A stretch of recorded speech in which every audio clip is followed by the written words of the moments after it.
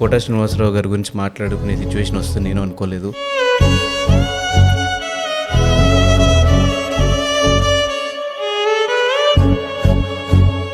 మీ లైఫ్లో ఇప్పుడు ఆయన్ని భర్తీ చేసే పర్సన్ ఎవరైనా ఉన్నారు?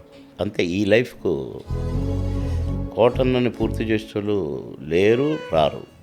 మీసమున్న నేస్తమా నీకు రోషం ఎక్కువ, స్నేహానికి చలికాడా దోస్తీకి సరిజోడా. బట్ ఆ ఇష్యూ దగ్గర నుంచి ఇండస్ట్రీ ఒక పెద్ద మనిషిని కోల్పోయింది అని అర్థమవుతుంది. మీరు బాధపడటం ఆ రోజు 6 గంటలప్పుడు ఫోన్ చేశాను. ఫోన్ చేస్తే మాట్లాడాడు, మంచిగానే మాట్లాడాడు.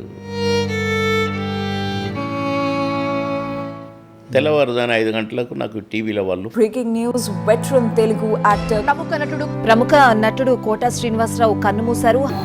కోట లేడు అంటే నమ్మలేకపోతుంది. వెళ్ళిపోయాడు. ఎప్పుడైనా ఆయన లో అయిపోవడము, ఏదన్నా ఎక్కువ ఆలోచించడం కానీ, డిప్రెస్డ్ అవ్వడం కానీ ఏమైనా జరిగింది సార్? నేను సినిమా చేయలేకపోతున్నానని ఫీల్ అయ్యాను.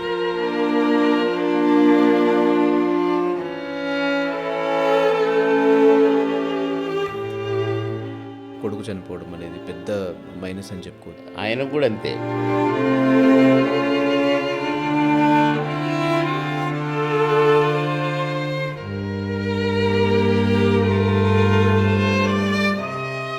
మొన్న కూడా వాళ్ళ కూతుర్లు ఇద్దరిని చూస్తుంటే చాలా బాధ అనిపించింది. ఇద్దరు ఏడుస్తూనే ఉన్నారు పాపం. ఇద్దరు అంటే కూతుర్లు అంటే ప్రాణమే.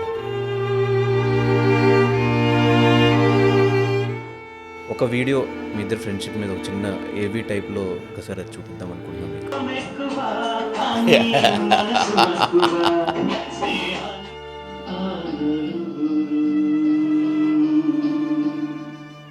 సారీ సార్, మిమ్మల్ని బాధ పెట్టుంటే.